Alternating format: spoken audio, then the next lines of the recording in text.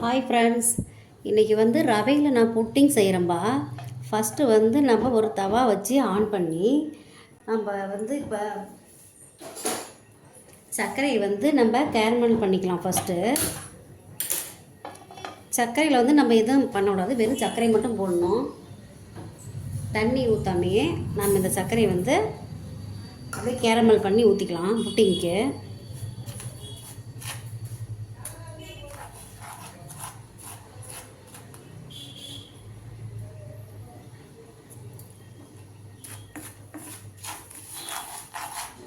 நல்லா பாருங்கள், அதுலேயே வந்து தண்ணி விட்டு வரும் சர்க்கரை நல்லா கரைஞ்ச பிறகு.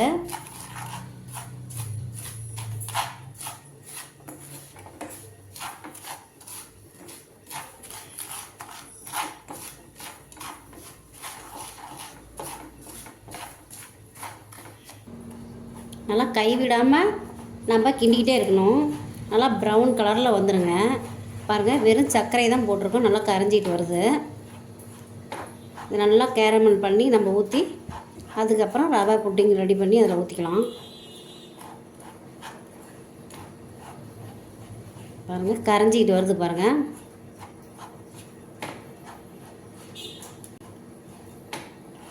இது ரொம்ப ஈஸி தான்ப்பா ஸ்நாக்ஸு பசங்களுக்கு கொடுக்கறதுக்கு. ஏதாவது ஒரு ஸ்நாக்ஸ் கேட்டாங்கன்னா இந்த மாதிரி நம்ம வந்து ஸ்வீட் பண்ணி கொடுத்துடலாம். பாருங்கள், கரைஞ்சிட்டு வருது.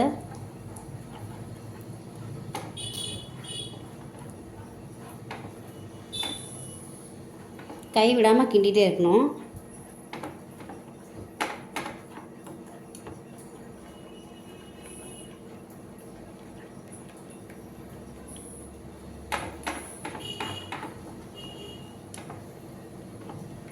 பாருங்கள், நல்லா கரைஞ்சிருச்சு. இப்போ நம்ம அந்த பிளேட்டில் வந்து ஊற்றிக்கலாம். ஊற்றிக்கிட்டு அப்புறம் ரவா புட்டிங் எப்படி செய்யுதுன்னு பார்க்கலாம்.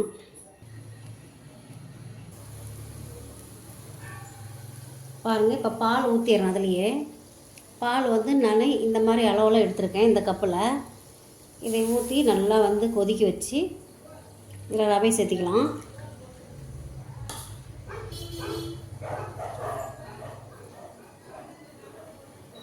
நல்லா கொதிக்கணும்.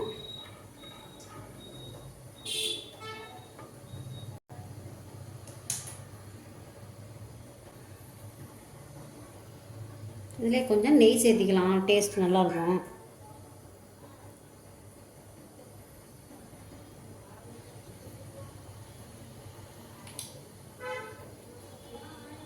இதை நல்லா கிண்டிட்டு இது கொஞ்சம் லைட்டாக கொதிச்சோன்னா நம்ம ரவை இதில் சேர்த்திக்கலாம்.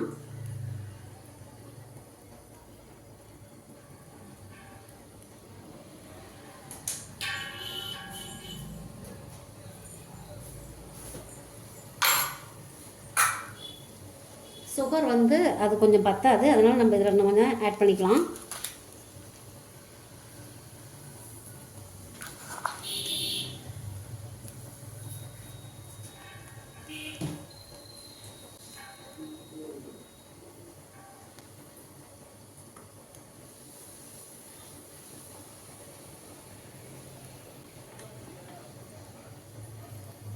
இதிலே ரவையும் போட்டுக்கலாங்க.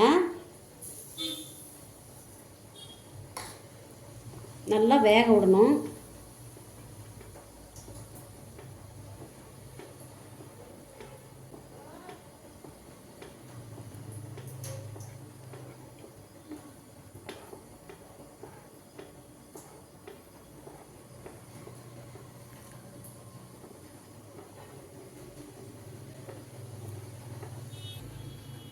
பாருங்கள், 2 எக்கு எடுத்துருக்கேன். அதையும் நம்ம கலந்து அதில் ரவையிலே ஊற்றிடலாம். இது வந்து நான் எக்கு பிடிக்காதவங்க தயிர் கூட சேர்த்திக்கலாம். இது வந்து ஒரு டேஸ்ட்டாக தான் இருக்கும். ஒவ்வொருத்தருக்கும் இந்த வாசனை பிடிக்காது, அதனால் அவங்க தயிர் சேர்த்திக்குவாங்க. இப்போ பாருங்கள், இதை நல்லா நம்ம அடிச்சிக்கலாம்.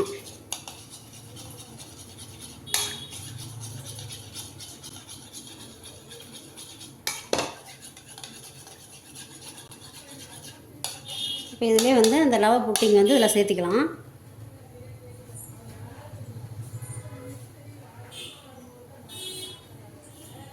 பாருங்கள், இந்த அளவுக்கு நல்லா கெட்டியாக பண்ணிக்கணும்.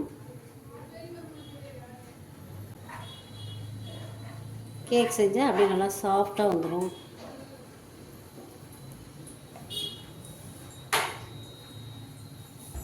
இதை நல்லா வந்து நம்ம மிக்ஸ் பண்ணிக்கணும்.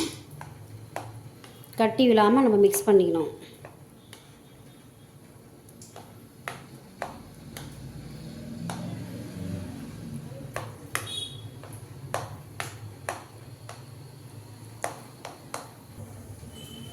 பாருங்கள், நல்லா கலந்துட்டேன்.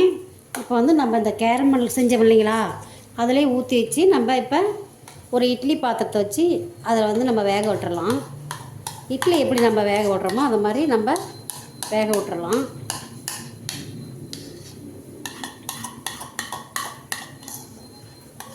அவ்வளோதாங்க, ஈஸிங்க இது.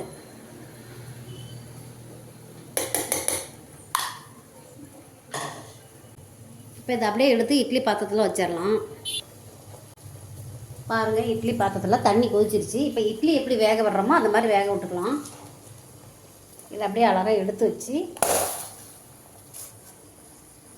மூடி வச்சிடணும். நம்ம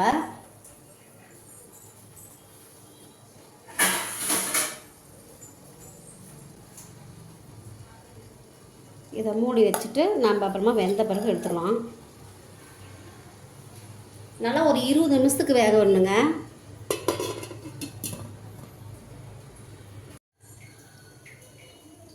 பாருங்கள், இப்போ நல்லா வெந்துருச்சான்னு பார்க்கலாம். இதில் வந்து கத்தி விட்டு பார்த்தோம்னா வெந்துருச்சான்னு தெரியும். ஒட்டவே ஒட்டாது. ஒட்டாமல் இருந்தால் வெந்துருச்சுன்னு அர்த்தம்.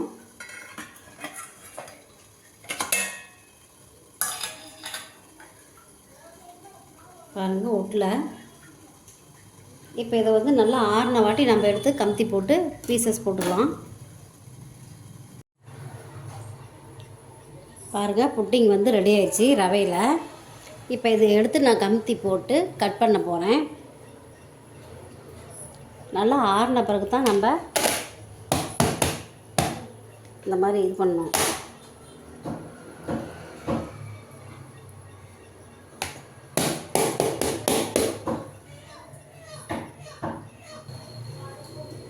பாருங்கள், இப்போ நான் கமுத்தி போட்டேன், எடுக்கிறேன். இப்போ பாருங்கள், சூப்பராக வந்துடுது. இது நல்லா சாஃப்டாக இருக்குது. பாருங்கள், இது மாதிரி நீங்களும் செஞ்சு பாருங்கள். பசங்களுக்கு இது கேக் மாதிரி சாப்பிட்ருவாங்க. அழகாக வந்துடுது பாருங்கள்.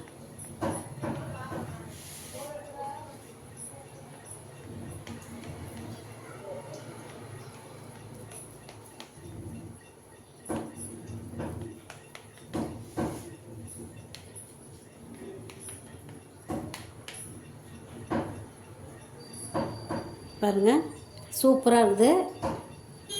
நல்லா அதை சாப்பிட்லாம். டேஸ்ட் நிறைய டேஸ்ட் இருக்கும் அதில். இது மாதிரி நீங்களும் செஞ்சு பாருங்கள். இதே மாதிரி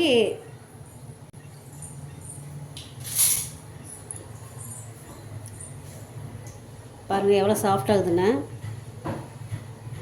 செமையாக இருக்குது. நீங்களும் சாப்பிட்டு பார்த்துட்டு இதை மாதிரி செய்யுங்க. பிடிச்சிருந்தா வந்து லைக் பண்ணுங்கள், ஷேர் பண்ணுங்கள், கமெண்ட் பண்ணுங்கள். தேங்க்யூ.